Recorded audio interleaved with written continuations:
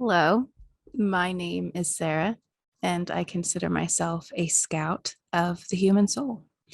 And I wanted to first explain to you what that means and why I am starting this project under this name, Sarah the Soul Scout, and also to introduce this video and why this is the first one that I'm deciding to share um, under this project, this umbrella project of what it means to scout the human soul. So, first, I am fascinated by being a human. I believe that I won. I believe that the body is the gift, and I am here, and I have not only the honor, but the privilege, a lot of privilege, that I can do good in the world.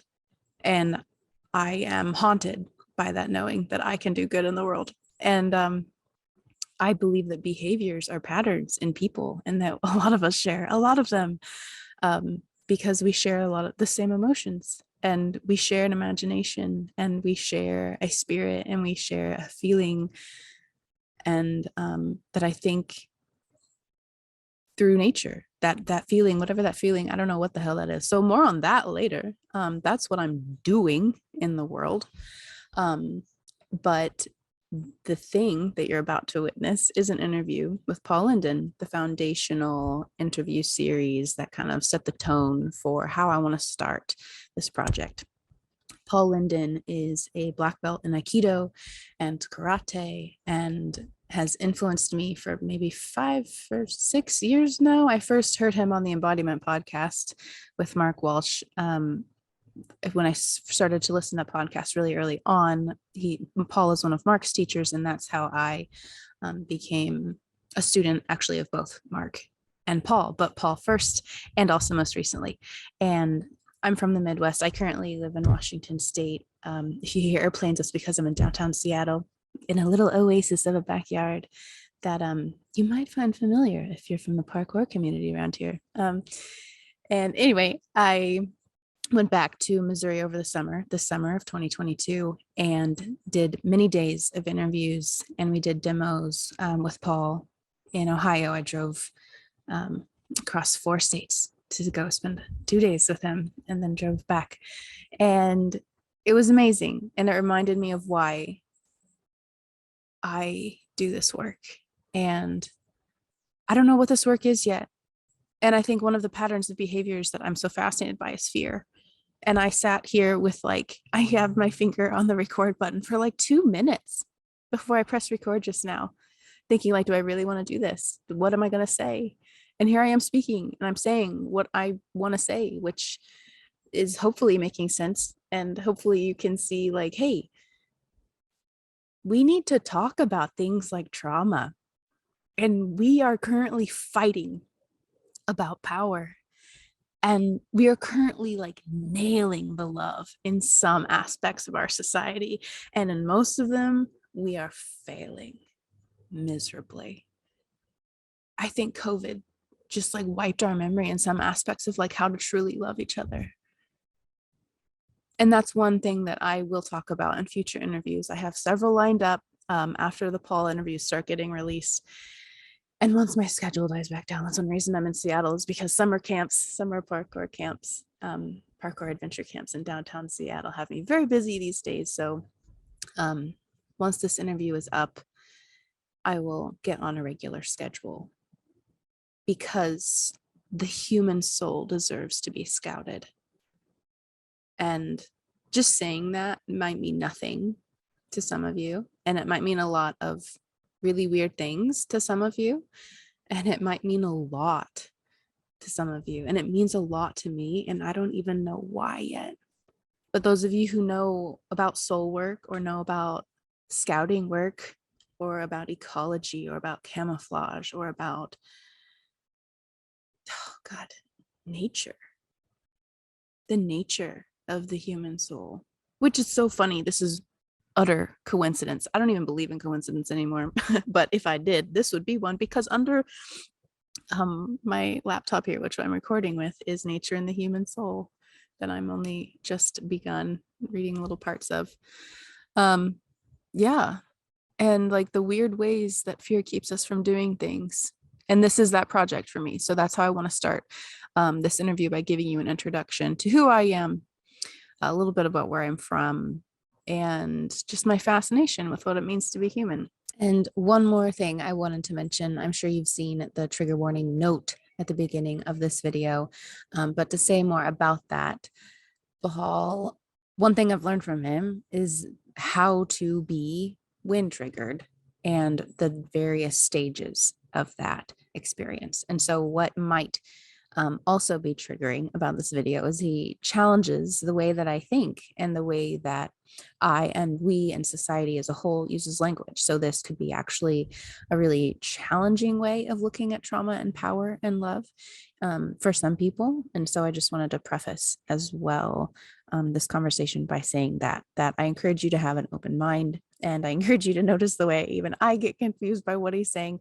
And I welcome your feedback. I'm super, super curious about continuing this conversation with more people. So especially if you find this conversation challenging in any way, let me know. I am, as you will see, a trauma-informed education advocate. So the more I can learn and the more we can learn together, the more all of education and the way we learn from each other as a whole can be better and can be more geared toward healing. And that's what this conversation is intended to do as the foundation of scouting the human soul.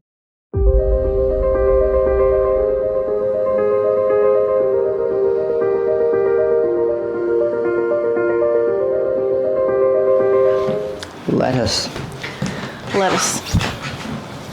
Okay. We are gathered here today. Friends to celebrate what? Friends and non-friends, we are gathered to talk about the important topics of our age. This age. Yes, this age. Okay, good. This is a good age. This is where I am. Yes, because, like I said, we're talking more about this topic today than we have on a what is it level, and that topic is trauma. Mm-hmm. So I would like to talk today about trauma and your work with trauma and what it is, what your definition of it is versus other people's, why we are talking about it so much, and how the body is involved. Okay. To start with, do you know what shell shock was in World War I? Mm-hmm. Yes. That was trauma. As I recall, it was somebody in Paris, what's his name? A psychologist in the 1800s who talked about something that was trauma, but then it disappeared. People stopped talking about it. Came back every once in a while. Shell shock in World War I. I think they called it, battle fatigue or something in World War II. Then it was something else in Korea. And they finally got an understanding of it. From my position, trauma is a series of behaviors, as everything is. Everything in the body that we do is a series of behaviors. What behaviors? Well, is falling into deep water traumatic? It depends. Depends whether you can swim or not. Yeah. Is being lynched traumatic? Probably. But there could be somebody who could deal with it. So trauma is not out there. Trauma is our response. It's what we do when we're confronted with something that's usually painful, usually threatening, that we don't have the resources to deal with well. That doesn't kill you. Yeah, if it kills you, you're probably not traumatized anymore. I don't have any data after that. Yeah. So, what behaviors? There are a lot of different things. For example, I reduce most of the problematic behaviors to smallifying. Reducing or making your posture, your awareness, your movement, your thought, your identification of the world around you smaller in some way. You get small to be angry. You can't be angry and loose and expansive. You can't be afraid and loose and expansive. But anger is different from fear. You can't be numb and perceptive and expansive. They all involve somehow becoming smaller in some dimension of the human existence. And it's not the thing which is traumatic. You exhibit behaviors which are traumatized. You do trauma. They are things like getting stuck in fear, anger, and numbness, making that a basic part of your existence. There are such things as flashbacks and intrusive thoughts. Now, I don't categorize those as symptoms of things. I see them as research projects. So if you're stuck in something that you couldn't handle, in some way you'll replay it over and over again until you find out how to handle it, and then you're done. For example, one of the early clients I had who was dealing with trauma, she came to me for back problems. She was in a profession which involved some lifting. Every time she lifted something, she'd take her back out. And I watched carefully. I don't tell my students what I see. I just watch and ask questions. I noticed that just about every time before she lifted something, she turned slightly to the right. Now, if you twist and lift, you're going to injure yourself. So after a while, I watched. I saw this as a recurring pattern. I had various toys around my office. I said, lift this, lift that, lift the other thing, some of which were pretty heavy. I said, what do you do to prepare for lifting? She said, I bend my knees. And all of a sudden she said, I turn slightly to the right, don't I? She noticed it for the first time. I said, what's coming from the right? She said, oh my God. And she realized her ex-husband had hit her with a crowbar from the right and then raped her. She tried to block it, but it didn't work. So she was stuck researching that turn to the right to see if she could make it work. And she couldn't, because without any specific training, you're left as, you can't speak the language if you don't know the language. So I showed her how to turn to the right so that it would work. How would I do that? If I were going to, may I hit you with a crowbar, please? No. You're supposed to say yes. Yes. Okay. Thank you. Little teeny weeny non-dense crowbar. What do? You shy away and you throw your arms up, right? Yeah. Does that work? Yeah. Does it work to prevent me from getting hit? Yeah, and getting raped. No, it didn't work. No. What's the opposite of shying away and blocking? The opposite of shying away and blocking would be to make myself big. And then do what? And then attack you. No, attacking is not good. Of course, it depends what you mean by attacking. Why don't you come toward me on an oblique angle? Try going there when I swing my crowbar, please. Okay. Okay. Here, come in. What happens to my attack?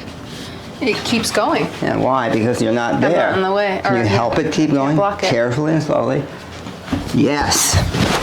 Now, again, one more time. That helped me keep it going. What did you do with that second hand that could help further? Well, I went around you. And what could you do on the way around? Just claw your eyes. Yeah, there's an easier way. That? No. Come in with here's your crowbar. Oh, okay. Use it with the other hand so I can show what I want. Come in. If I bypass it, slam you on the ear, you push air up into the brain, the guy is dead for a long time. Don't do it, please. Okay. You can hit gently, lightly. Bypass and put power into the first hand. You got to control the attack. You're not putting power into the first hand. Oh, you mean to block? I don't know, do something with it. Okay, with power. Yeah, there, feel? You take my balance and you slam here or temple or the throat and you keep breathing and you keep functioning. How do you feel? Well, now that you reminded me to breathe, I feel better. Right. Do you feel, can you bring yourself to kill me in a spirit of compassion and regret? Poor guy is so sick that he needs to be dispatched. Yeah. Okay, do it, but don't kill me till later. Yes, how does that feel? Sad. Sad, yes, but I started the game. You have to finish it. That's why it's sad. Yeah. But you see, are you a perpetrator by doing that? Are you as evil as he is? No, I don't feel evil by having to do that. Yeah, he set it up and you have to do something. And would you rather have somebody like him raping people living in the world or somebody like you? So you do what's necessary in a spirit of loving protection, loving kindness. I don't count that as violence on your part. So how do you feel? You don't need a study project anymore. You don't need to research what you do. She never did that turn after that. She learned that part of herself, whatever that means, learned that you don't have to turn to the right and keep trying to figure out, what should I do now? You knew what to do and it worked. Then she gave up that slight, turned her back, and never went out again. I see. You said you don't have to keep researching. Yeah, you don't have to have the intrusive flashbacks because you studied it and found the answer. Yeah, So and studied in a new way. You said like she was you used to use that word researching, like she had been researching unconsciously. Yeah, of course. By doing this. Yeah, of by course. going to the right a little bit. She didn't know where to go, so it had to be unconscious. But some part of her kept saying, I want to try it again, until I find the answer. I gave her the answer, and she was okay. Some part of her wanted to keep trying over and over unconsciously. Yeah. Now, I don't know what a part is, but all I can say is she kept doing it. And when I showed her how to do it, it seemed like she was trying to do, she succeeded and stopped doing it.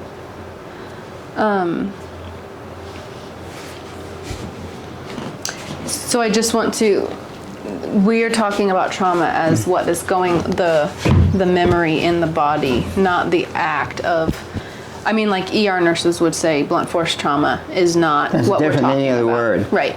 Same word, different meaning. Yeah. I'm talking about a series of learned attitudes and behaviors. If you learn that you are powerless, then you won't try to survive by power, you'll try to survive some other way.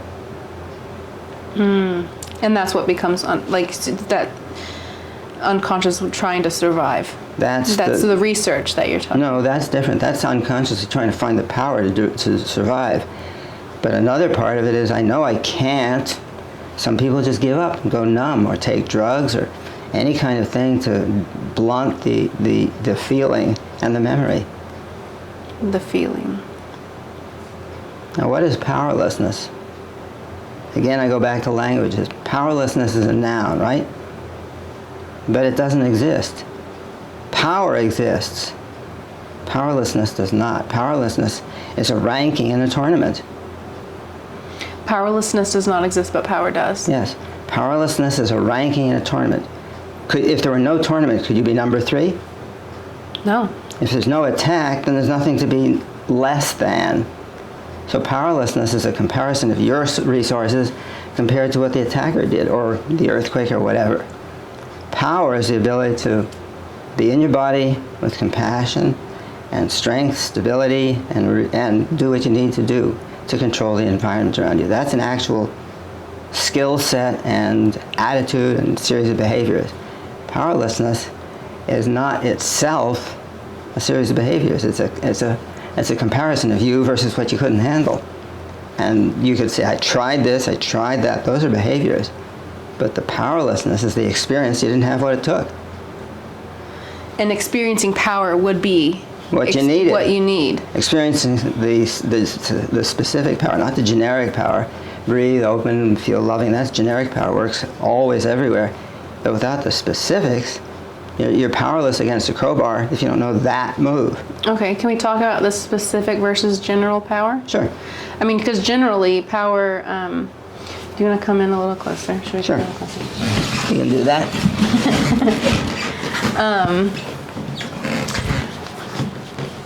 General power, I mean, when people Generic power, yeah, that's what I call it.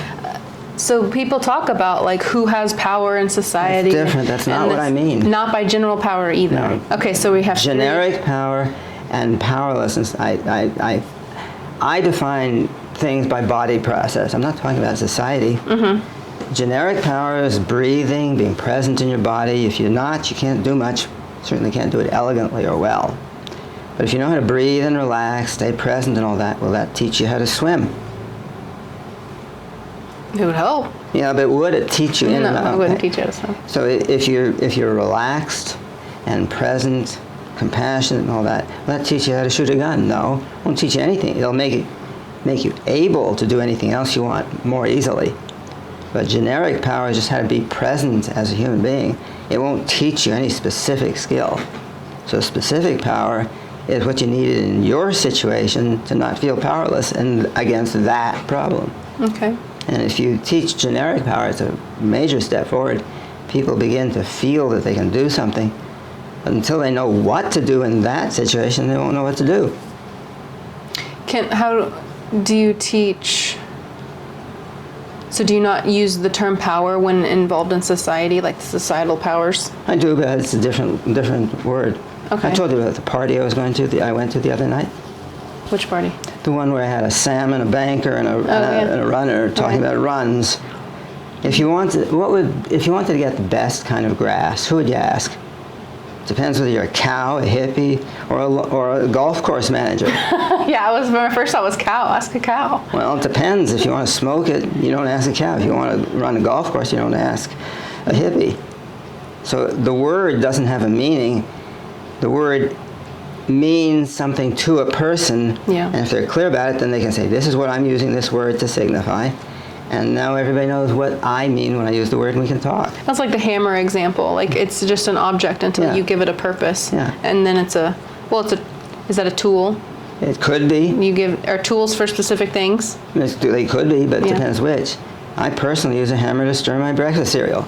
That's a great use for a hammer. It's true. It works. Yes, that's the point. I'm saying you can't say what the tool is for. It's what the person wants to use the tool for. So it's the same thing. Words are tools. And by and large, floor means that thing that we're standing on, except maybe in Florida. I don't know.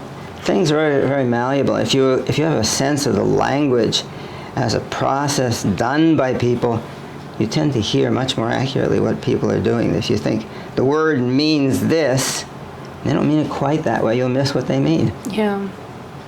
So specific power is that way. And if power in society is the same word but different, same spelling but it's a different word. When you meet with people to teach them how to be generally powerful. I teach them generic power. Is that better to do before specific? It depends. Okay, yeah, it depends on how you meet them and why they're there. It depends how generic, how general, how low level. Just opening your eyes can be a very powerful process for somebody who's shut their eyes so they don't have to see what's going on. Is that low level or high level? Yes. Yes. How do you teach people to be powerful? Depends what kind of power they need. I need confidence and... In what situation? To do what?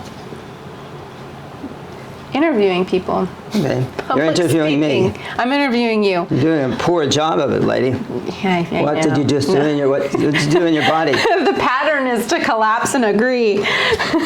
Do I mean it? No, of course not. I actually think you're doing a very good job. I won't tell you that.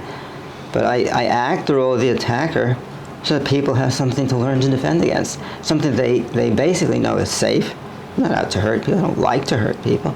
I like to give people a chance to not be hurt ever again. So I start by identifying what the lacking resource is.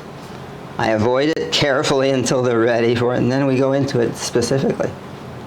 So how would I teach you to interview with more confidence? Good question. Say the word interview, please. Interview. And what did you do? I looked away. Why? At the camera, because that's what's happening right now. Okay, look at the camera. It's not fair. You can see my attack. What do you feel when you're not watching me? When I'm not watching, I'm just thinking about what you're about to do. Would I do anything?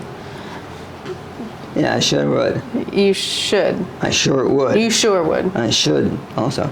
I'm going to attack you. You would. That's what I mean. Attack you. Coming closer. What are you doing? You holding your breath? Nope. I'm preparing to swipe your hand away. Why not tell me to back off? Back off. And you don't have to hit me first. Use words first. It's easier. Sorry. Back off. And if I don't back off, then what do you do? Back off. What'd you do with your eyebrows? I raised them. Became threatening. No, you raised your eyebrows. Let's test something. Okay.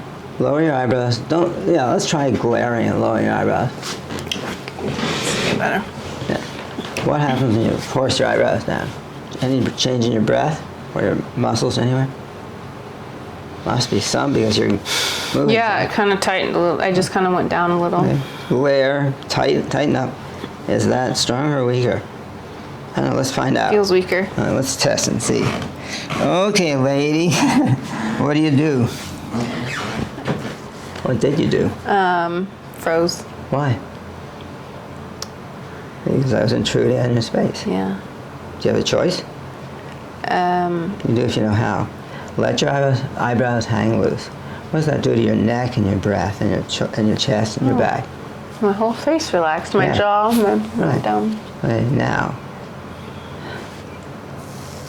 Did I ask permission? Yeah, why did you do it that time? Moved your hand? Yes. Yeah. I didn't ask for permission. I didn't use words first either. Who cares? You won. Yeah, exactly. But you were. But you didn't use words first either. It know, was I more sneaked up physical on touch. you. Yeah, that's why I feel like I had permission to You don't not need use permission. words. Well, that's what I mean. I guess when I was allowed to Who allowed not you? be rude. Who allowed you? Me. Good. I was allowed to be rude. Why do you have to allow yourself? Just be rude. It's simpler. Yeah, okay. See, I'm afraid of being rude. Why? Because I don't want to be a bitch, and then I'll just be that, I know, sassy bitch. Yeah, you want to stay. Is mouthy. Yeah, you want to stay pleasant. I have to be and nice and good, so everybody will accept you. Yeah. I like that. I don't like that. Why would I, as a perp, like that? Because it makes me, Good victim. yeah, it makes me compliant and Compliance is good. submissive. Submissive is great. Comply. Not totally. Yeah, right, not at all, I think, in certain circumstances. This is how I teach it. I find what behaviors people cannot bring themselves to do, or think they ought not to do, or can't do. I identify which ones are actually useful and life-saving, and then we practice them, and sneaking up on them. I don't go full tilt right at the beginning. We've been practicing together for years, but I wouldn't do this to somebody who didn't know me at all. Okay, may I? What'd you do when I said, may I? You knew something was coming. Yeah. I've got you trained. Yeah. May I? You see, this is the practical working out in the body of the habits of trauma. Totally. This is exactly the work that I feel like has been the most transformative for me. I'm glad. Is being brought to the point of like, hey Sarah, like you're being so submissive you can't tell that you're being taken advantage of. And even when you could Even when I could what? tell that you're being taken advantage of, what did Yeah, you do? it was just frozen. It was numb, not in my body. You don't have the power to do something, you can't do anything. That sounds almost intelligent, doesn't it? Not really. I didn't think so. But it is counterintuitive. Sure is, because that- they've screwed up our intuitions. Yeah, because they screwed up our intuitions. That I have to, not have to, but that it would be helpful to be brought to the point of like exactly the trauma that's stuck, to relive the pattern. Trauma is not stuck. Okay. Your habits of behavior have not been altered by learning new habits. Trauma is not a noun. It can't be stuck. It's not the thing. It's not the thing that's stuck in my body. Nothing's stuck in your body. Nothing is stuck in. You keep repeating behaviors. Okay. And what's And the movements. behavior being the movement And the thought and the body reactions. Mm-hmm. See, can you release anger? Can anybody release anger? Well, I'm inclined to say no. Why? Because I don't know what do I do? Let it go and then pick it back up later? Yeah, okay, that's precisely. I released my anger That's precisely the point. on the West Coast somewhere. Maybe it's still out there. Maybe, could be. If you have an object, you hold it, you release it, it goes away. Yeah. There's the bird, it flies away. Is anger an object? No. It's an emotion. And what is an emotion? A series of behaviors in your body. Action in the body. So can you let it go and it'll fall away? No. As a metaphor, you can talk about releasing anger. But what you're really doing is cultivating a different body state and using it when you ordinarily would get angry to replace the anger with something that works better. And as long as you use nouns to represent processes, it gets in your way. You can't think straight about what you're doing. As long as you use nouns. As long as you make actions, as long as you represent actions as objects, you're misdirected as to how you deal with them. You want to go that way, but it's that way. So if you want to replace helplessness, what do you replace it with? It's Power. It's an object. You have to find another object. What object? Power. That's a good object. What do you do do you go to a store and buy power? Well, no. If power is a series of behaviors, you identify what actions you don't normally take, what actions you would like to do, and you practice them until you can do it. It's like playing the piano. Is music a thing, or is it a series of actions you do? I'm not entirely sure what music is. It's a series of actions. It's a series of actions, but and it results in sounds, which are also actions in the air molecules. The the way we respond to it is quite interesting to me. Yes, and that's behaviors. Yeah.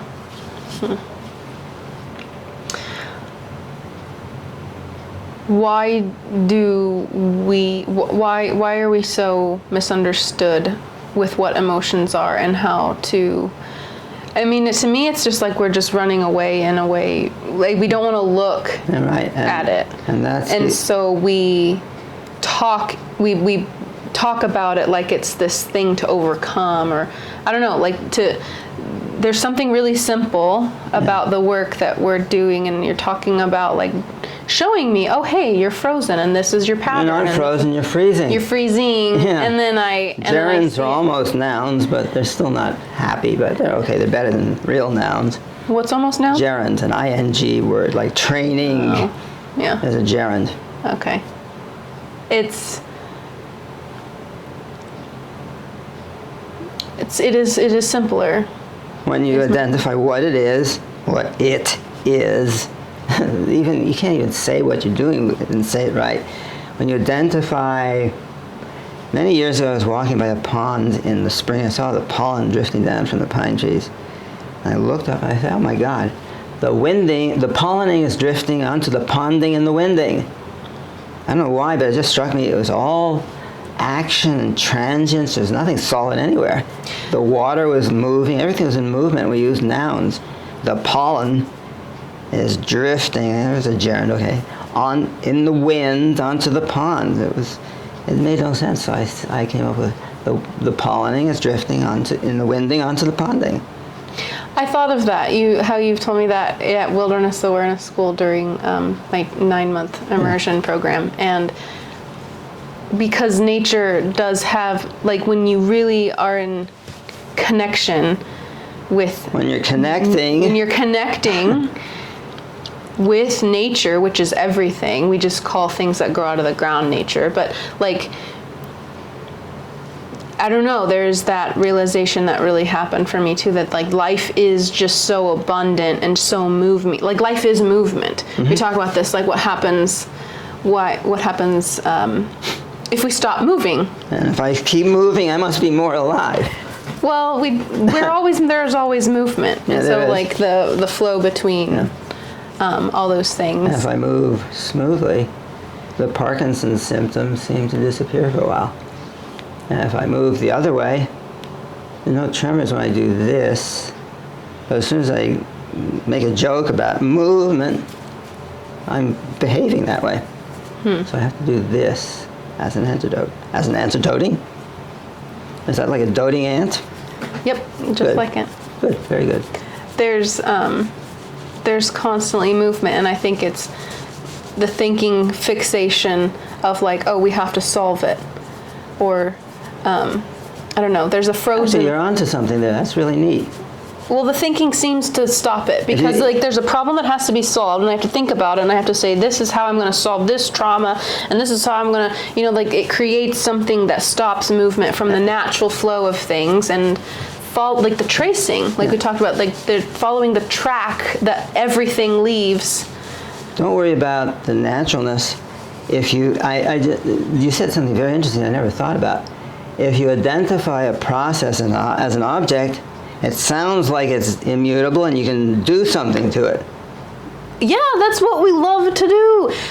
Complicate and communicate. I learned this from Awakening Spirits, this book by Tom Brown, and how humans love to complicate and communicate. And I was like, oh, I'm so good at that. I love to complicate and then communicate. I feel like it's something of my gift, but it's usually not helpful. And it's just what we do as a people. I think it's very human. But everything is. Culturally, like our society just is so, like the way we're approaching trauma seems backwards. It is, to some extent.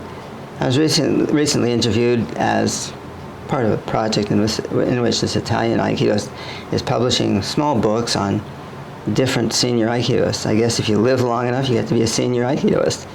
And at one point, what was it? There was a phrase that I used. What was the last thing we just said? Complicate and communicate thinking, how you process. Oh, yes, right. He asked me, for example, what it was like to be a martial artist, 50 years of practice, with Parkinson's, and it's a brutal, unforgiving enemy. I said, it isn't an enemy at all. You're putting a narrative on it. It's just a series of actions. Part of my brain is degenerating. And if you look at it that way, I don't feel that there's an enemy.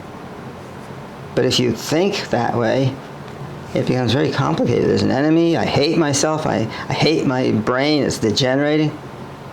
I shake better than almost anybody I know. It's cool. But you see, if you reduce it to just what it is, there's some things I can't do anymore. Some things I do with difficulty. They don't actually bother me. It's just, that's the way it is. Do you think that's what's... I mean, I don't know anyone else or heard of anyone else that's had Parkinson's for 20 years, let alone goes out to their garden and cuts up onions the way I watched you do yesterday. And, you know... You were waiting for me to take my hand off, right? No, I mean, even today you have blades all over your kitchen, and we were talking about knives and stuff, and it's impressive and inspiring, and I can only hope that it lasts. I last. Yeah, that too, and that attitude of like this is, and I don't want to change it or hate it. Yes, I do want to change it, or but it doesn't bother me. I just want to change it. You have to fight, but you can't hate. You don't have to. I was about to say I don't want to hate it. I don't have to hate it. Right. I don't have to hate what is just because it's unpleasant and painful. Yeah, exactly. You have a choice about that. If you think of your emotions as actions, you can substitute one for the other. You can practice. And I think that's what allows the movement. Mm-hmm. That's what allows the movement of like the problem becomes, you know, if I did hate it, I would say, well, now I have to fix it. And you'd hate yourself in the process. Yeah, because you can't change it. You can to some extent, but even so, if you change it, if you win, who are you fighting against?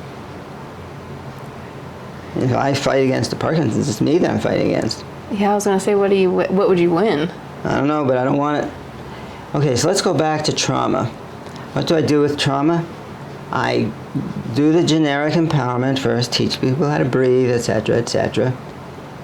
Then we very slowly, with their permission, step by step, break down the full original trauma into small, teensy-weensy little steps.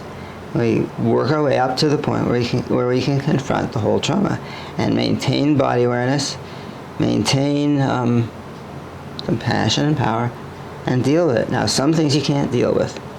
If you're caught in an earthquake, you can be as compassionate and powerful as you want. You're not going to be able to win. But it turns out if you approach those things that you can't literally win with as in a sort of physical metaphor way, not a verbal metaphor, you can substitute self-defense situations for the things that really no human can deal with. So if I teach you how to hit the ground with the chain, say, stay still, Earth, and you do it with the right compassion and such, you'll still lose, but you'll change, you'll become more healthy and healthy in the meantime. Does that make sense? You're burning out the old habits. If you can, okay, that because you know they're going to lose. Yeah, you're going to lose anyway. You can't vanquish an earthquake. Okay. But you can take a different attitude towards it. How do you cultivate that different attitude? You have to feel it. You have to create some physical action, which is an attitude, and then change it to the action you prefer. So would that be a good exercise for someone who's wanting to learn the difference between what they can change and what they can't change? I don't know. So if I can't change the earth from rotating, but I have things in my life that I'm trying to change that I actually can't, would you tell me to go outside and tell the earth to stop rotating so that I can practice accepting the fact that I can't stop the earth from rotating. Well, you could. It depends on the person.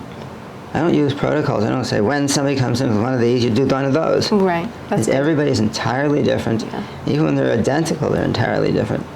I do think that's with trauma especially, what can you change and what can't you change? I think a lot of people get caught in regret or loop thinking, trying to change the past, or I guess You can't change the past. You can change what you learned from the past and apply in the present. But that doesn't stop people from the loop thinking and trying, like, and holding on to that regret. Doesn't, but you know what will stop them? What? I say, okay, think about that past thing. Shut your eyes and visualize it. Right now? Yes, please. Okay. Did that help, thinking about the past? No. What are you gonna do right now to keep me from punching you? Shut your eyes and think about the past. Not anymore. There you have it. Okay. What will work? What will work? Blocking. Yes, right. Yeah. So I think, again, it's experience, it's actions. Mindfulness. I don't know enough about mindfulness. I hope I don't insult anybody. My image of somebody being mindfully meditating, sitting on railroad tracks, beautiful spring day. You look up and there's a train coming. You say, what did you forget to do? Move. You forgot to get off the fucking tracks. So it's okay to be mindful, but what are you going to do with it? Presuming, of course, that you don't have a view that this universe is Maya, and you're really trying to move to a higher dimension, and this one doesn't count. People have that opinion. Yeah, Some. that's totally the transcendent, like, oh, I can't change this. I can't do anything about this. You could, but why bother? It's just illusion. Yeah, yeah.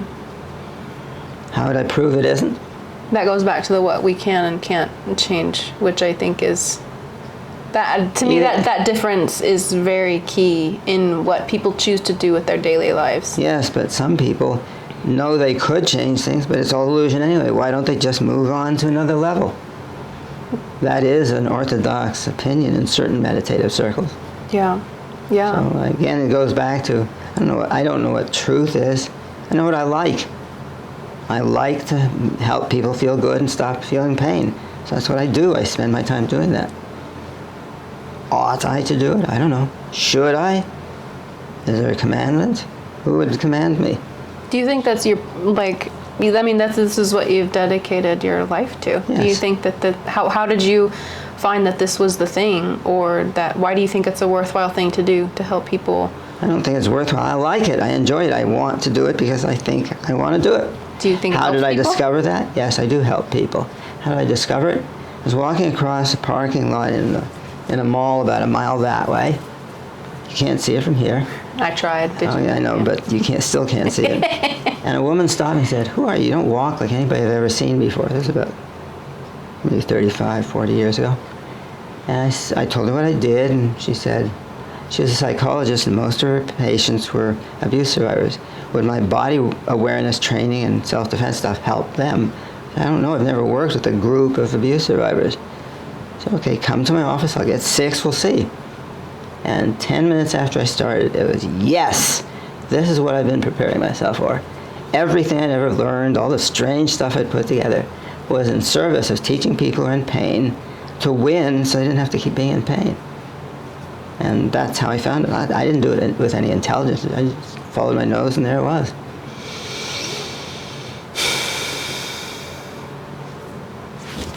Yeah. Pause.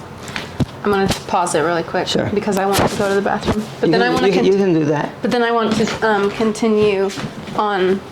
Yeah, okay, that's That. fine. Okay, I think I know. I'm such a word pest. It's very difficult to talk to me because I won't answer except correctly formed questions. What I consider to be correctly formed questions. Well, I don't have any correctly formed questions. Yes, you do. Okay. A lot of them. Well, my question now is how trauma keeps people from living their fullest potential, or finding, like you just said about the first time you worked with abuse survivors, that it was like this aha moment, like, oh, this is what I've been training for. This is what I enjoy doing. Right. Last night I love that you said, like, I had to bring every part of myself together to do, every part of me showed up to do this work. Actually, I think I said every skill that I had, every characteristic that I had, every attribute. My gallows humor, my self-defense, my word processing. And I think, like, what I'm finding in, like, the things that really bring me alive are the things that I get to pull all my skills together to really do in the world. And I'm wondering if trauma holds people back from finding that thing that really makes them fully alive, or offers a gift to the world, or that thing that they're really good at that they just haven't found yet because trauma is holding them back in some way. You're using trauma as a noun again. A series of behaviors that they learned in the situation could be holding them back. Yeah. If they learn that when they speak up, they're going to get hit, they will learn not to speak up. And there could be other behaviors that are learned because of trauma that are superpowers. They're not learned because of the trauma. Okay. They are the trauma when you learn them in a situation in which you're hurt. And some of those behaviors could actually be really helpful. And there's in a superpower in some of the language that we've used. The behaviors that could be used for productive purposes, when they're joined to the sense of unsafety, and I better not do that, you won't use them. That's true. But it's not so surprising when you put it in simple, concrete words. What's not so surprising? That some things that people learn that they shouldn't do, they don't do. Right, yeah. So how is trauma a superpower?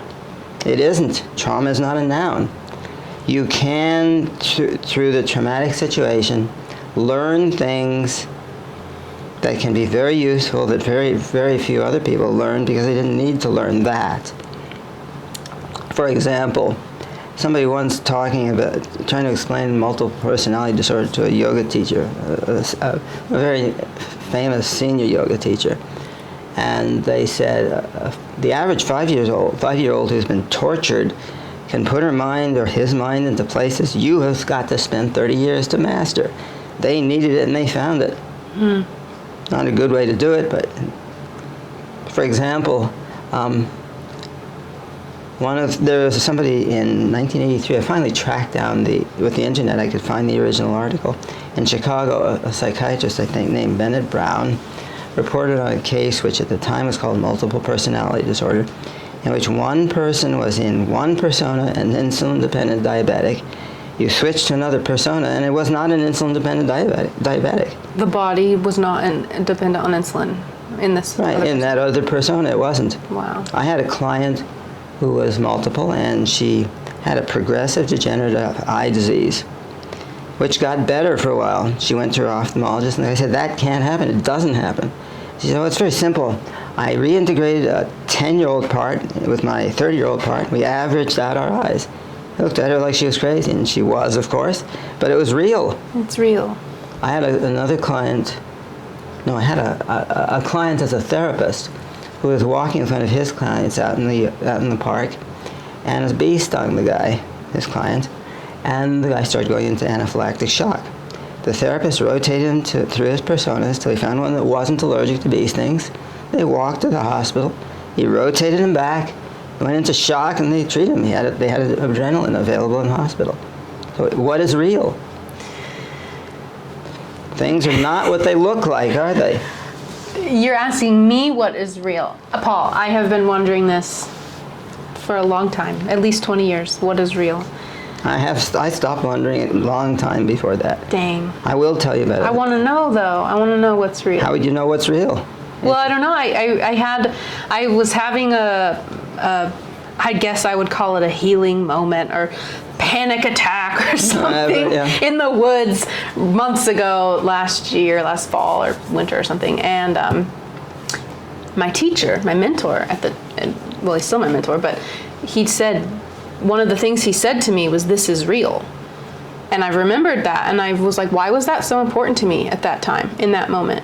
Like, why was it so validating to be like, oh, this is real, this is really happening. My It'd be better feelings, if it weren't real. my feelings are real. It would be, and maybe that was the loop I'd been stuck in, is that these aren't actually real, and so that's why it's easier to ignore them or I don't know. freeze the feelings out. I will tell you a story about when I was in college. I was in college on the West Coast. For winter break, they chartered an airplane to take a bunch of us back to the East Coast. It was about 1966, maybe.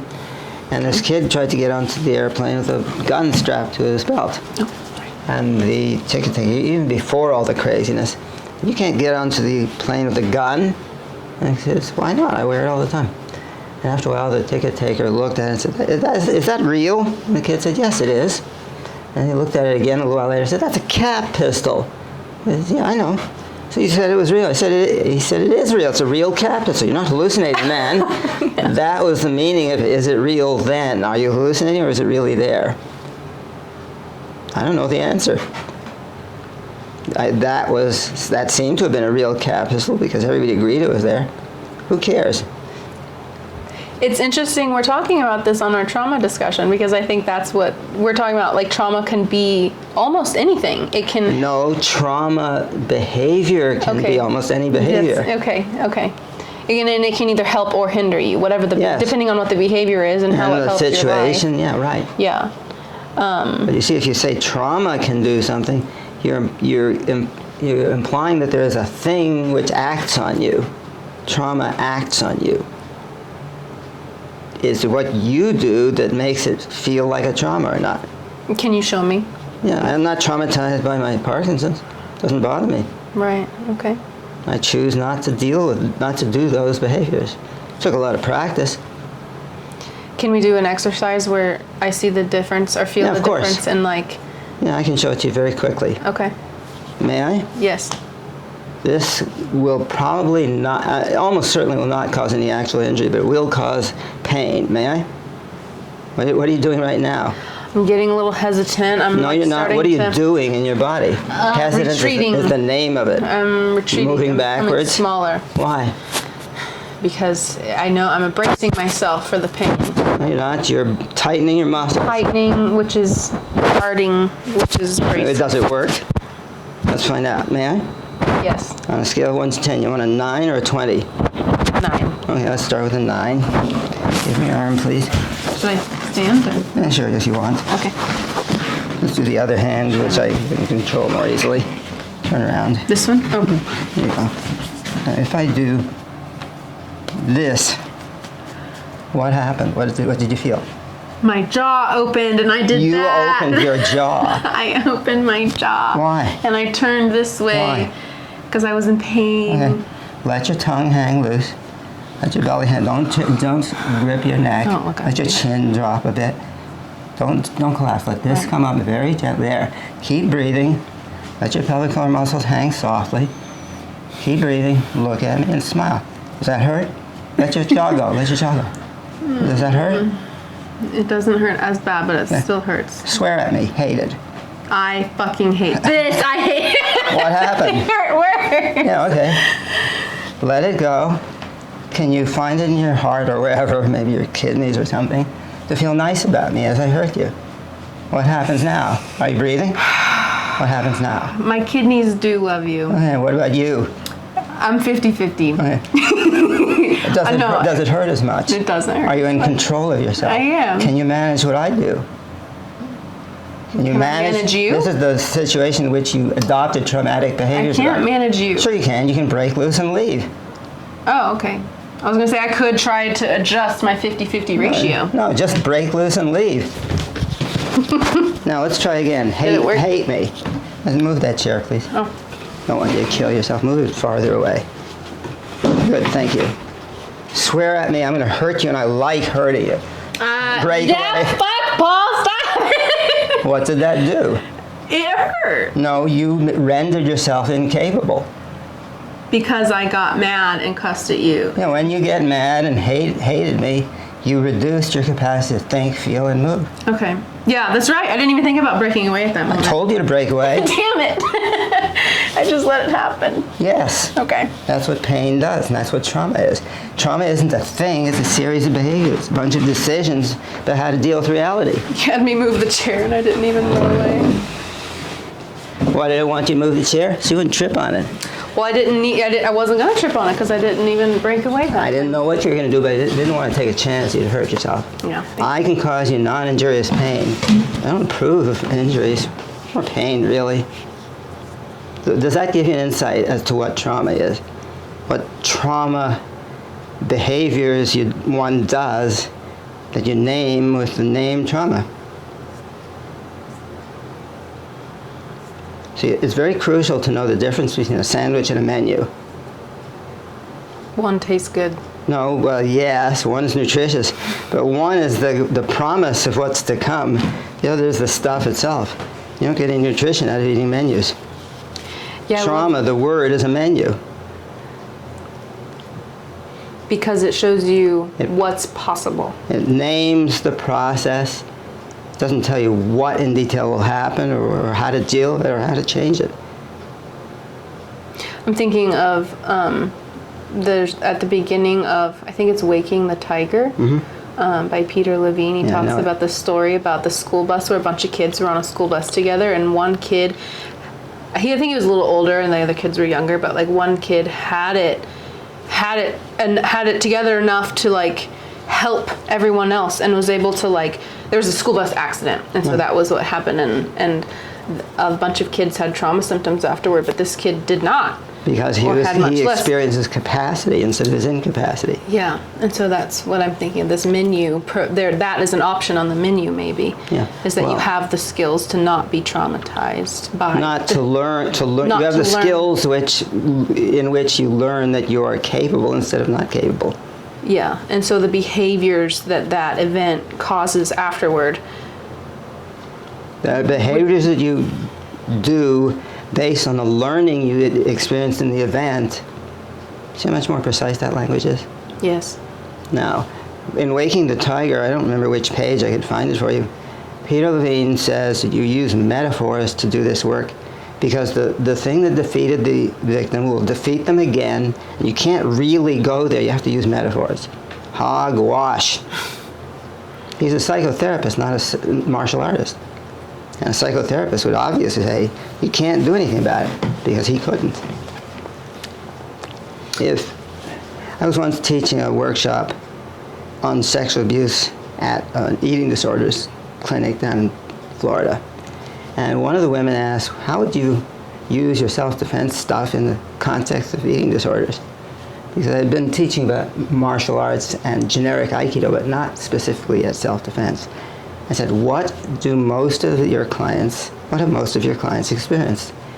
And they said, almost everybody you work with has been pinned and forced in some way, raped or whatever. I said, what position are they in? Well, whatever position they can't deal with it, they can't get out. I said, what's a common one? Lying on your back and being forced. I said, okay, who wants to learn to get out? The woman said, how? I said, lie down, I'll show you. I said, I'm not going to do that. Another woman said, I'll try it. She did it. I showed her what to do, and she pitched me off, sailed me almost like an airplane. She said, that was great. I want to do it again. So the first woman said, yeah, I want to try too. Everybody except one person was lining up saying, I want to do it too, because it looked like so much fun throwing me off, and it was. And I knew how to fall, so it was okay. And one woman ran out, got the head of the center, came back and said, he's abusing the workshop clients. I said, doing what? Therapists should never lie down on top of clients. I said, okay, I'm not a therapist, I'm a self-defense instructor. He said, don't quibble, self-defense instructors should not lie down on top of ladies. I said, who's going to teach them to get out if I don't? But she couldn't understand that. How did it end? She left and I kept teaching. They allowed you to keep teaching? No, it was obvious. Everybody was having fun. Good. Except that lady. Did you hear from any of those women afterward, like how that impacted them afterward? Was that? I'm just imagining. I'm trying to think. There was a situation in which I think it was the same group had a national conference, and I put on some stuff there, presented some stuff. And one woman, it was in Los Angeles, I remember, and one woman said her trauma had to do with water. She lived a block from the Pacific. She never went into the ocean because she was traumatized. I said, let's go to the ocean after the workshop. We stood on the sand and pretended she could feel some water. There wasn't any water up that far. We advanced inch by inch till the water was barely lapping her toes, and we stayed there. Breathed, centered, etc., etc. So that's enough for right now. Quit winners. Don't overdo it. I went to another conference a couple years later, and I met a friend of that woman who said shortly after my workshop she had taken up body surfing in the ocean as a hobby. Yeah, I have heard from people now and again. That's why I imagine it being very empowering. Yes, it is. The first time we did that exercise, I think that was the very first workshop I came to Columbus for. And I remember you did it. You laid on top of me and pinned me. And I remember freezing. I remember walking through it. And for some, I think afterward, feeling this sense of power I didn't know I had. Right, because you didn't have it until you learned it. Yeah. Power isn't something you have, it's the ability to do things, to manage things. Power is the ability to do things and to manage things. Do you know what Arnold Mindell's dream body process work? You ever heard of that? Mm-mm. It's a psychotherapeutic process. I saw somebody take a woman through an inner voyage in which she found her inner warrior. So she came out and she said, I feel so much stronger, I can do things now. I thought, do you have an inner Chinese teacher if you don't have an outer command of the language? No. You don't have an inner warrior unless you are a warrior. Mm. She felt strong, but she couldn't have done anything with that feeling because she didn't have anything to do with it. She didn't know what to do. So I think that it's actions which are successful that are helpful, not theories or thoughts or feelings. Now, mind you, I'm not a therapist and I don't approach things that way. I'm not saying they're wrong. I just do things differently and I get the results I get. They get the results they get. In many instances, they can work with people I can't, and vice versa. Can I yes, you can. Close with this question about love and power, sure. Since we've been talking about trauma and power and what power is. What time is it? It's 40 after. Okay, I've got time. Okay. So love and power. You said this earlier. Love without power is ineffective. Power without love is brutality. So what is love? What can you explain that? Like why we have this misunderstanding of what trauma is. We have this misunderstanding of what power is. Mm-hmm. We also have this huge misunderstanding of what love is. Okay. And I've been brainwashed. I now see love requiring power. Yes. But it doesn't require power. It is identical to power. Okay. In the body. That's why I'm brainwashed, because people talk about power as this negative thing, and I see it as a very loving Brutality is pretty negative. Power isn't. Is an atomic bomb a nasty, brutal thing? Detonated. Maybe. Well, in general, it's, yeah, no, it isn't. I would say. It's just an object. Okay. If you detonate it to break up an asteroid heading toward the Earth, then it's positive. Okay. If somebody's investigating COVID or monkeypox or something, and they're in London, their lab accidentally leaks some of this stuff, and it's got a 2-week mortality rate, and everybody's going to be dead in 2 weeks. Somebody says, I think we're going to cauterize London. We nuke London and we save the race. It's terrible. Is that done out of hatred or anger or vengeance? No. It's done with compassion and regret. I would say that's not violent. It's forceful and destructive, and it's powerful, but it isn't nasty. It isn't negative. So the power itself just is. What you do with it means you are using your ability to do good or evil, speaking briefly. So you want an experience? Yes. Okay, put your feet on the floor, all of your feet. Open, what am I going to say, open up? Open up, open. Yeah, right, now, how do you feel when you sit that way? I feel chill. Okay. And you let the back of your neck reach up to the sky and the tailbone reach down, so you don't do much. There, that's different. How does that feel? Lengthen along the pole. I feel more peaceful. Okay. What can you do in that peaceful state to embrace what's around you in a spirit of friendliness? How does that change your body? How do you change your body? my body didn't move that much. Yes, it did. Something moved. Well, it's softened because I felt like I brought in more awareness of everything that's around me, of all of the different things. Keep the directions, keep the love, keep the softness, especially keep the pole. Reach up and reach down, and then reach out in all directions. Don't look up, look out. May I do something?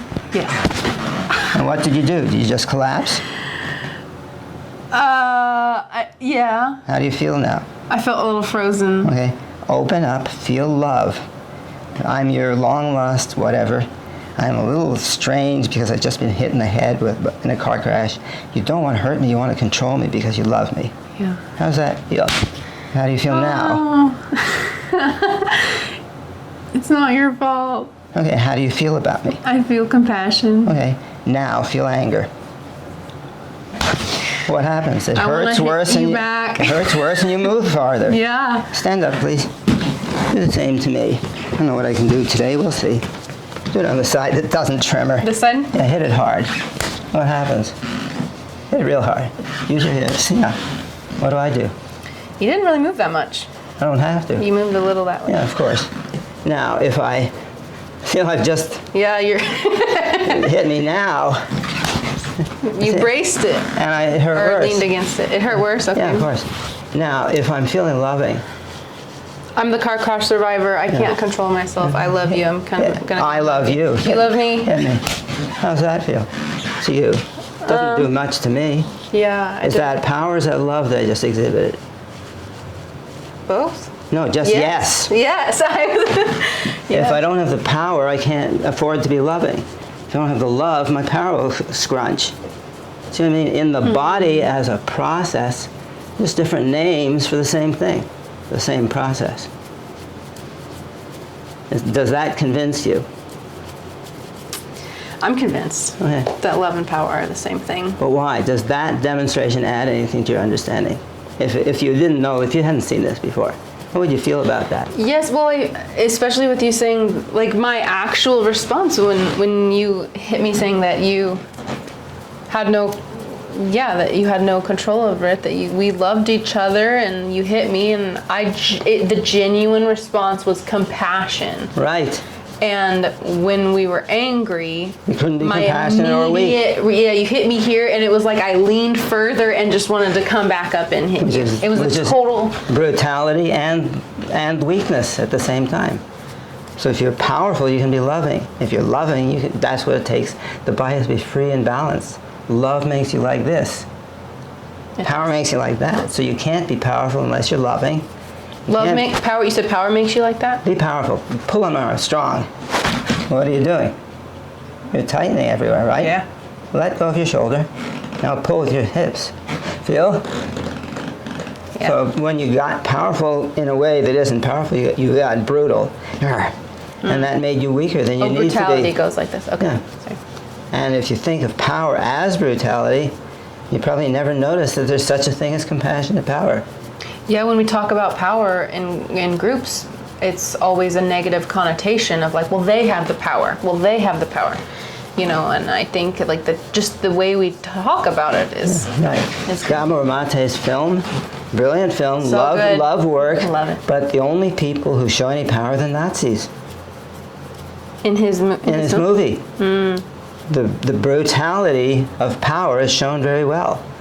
But I was giving a talk about something like this with a group, and there was a woman who was a daughter of a Holocaust survivor, and she said she'd never heard the phrase compassionate power.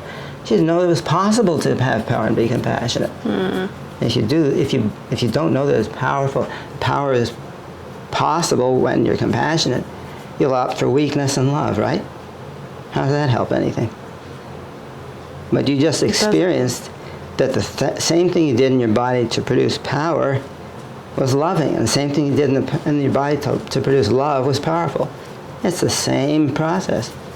I think changing that narrative on what power is and what love is, and is part of, like, we were talking about the war between like the back to earth and the spiritually transcended. Like how do you change? We don't have to go. We can change the world by being powerful, by being loving. Yes. How do you change the narrative?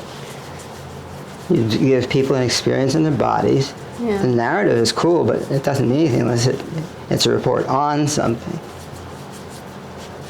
If I talk about having gone to Mars, even though I'm a martial artist, I've never actually been there, but if I talk about it, does it make it real? No. If I mean power in the wrong way, it will produce effects. That's not what power really is. Well, I hope that we can change the narrative by giving people bodily experiences, and I think that's what your tools do for people. And lots of tools and practice and circles around the world that can hopefully. I agree. Change our understanding of trauma and power. That's why I've been working so hard to get this stuff out. It took me 50 odd years to figure it out. I want to pass it on as quickly as I can. Maybe if I save the world, my grandchildren will have some place to live. Well, I'm going to help. Good. Excellent. I'm going to work on my confidence, and we're going to do this. Good. And someday, I'll learn to sit up straight again after I figure out the rest of my Parkinson's, even though there's no straight lines in the body. Good luck. Thank you, Sarah. It's been very nice, very pleasant, and fun working with you. It's been fun. You always have been a good person to work with. Thank you. And if anybody's interested, my new book, It's All the Same Except for the Differences, is available on my website, along with a whole lot of other stuff, much of it free. Come and learn. Make it yours. Play with it. Do something. Beinginmovement.com. Yeah, thank you, I forgot that. Yeah, with dashes between the words. Yes. You just look up my name on the web. I think there's one of me that's an architect in Holland somewhere. Cool. There's a Sarah Lilchegren that's also a biological researcher. Yeah, good. She studies nature. We should get them together. Cool. Well, thank you. Let's stop being silly. Let's keep being silly. Let's keep being silly. Thank you.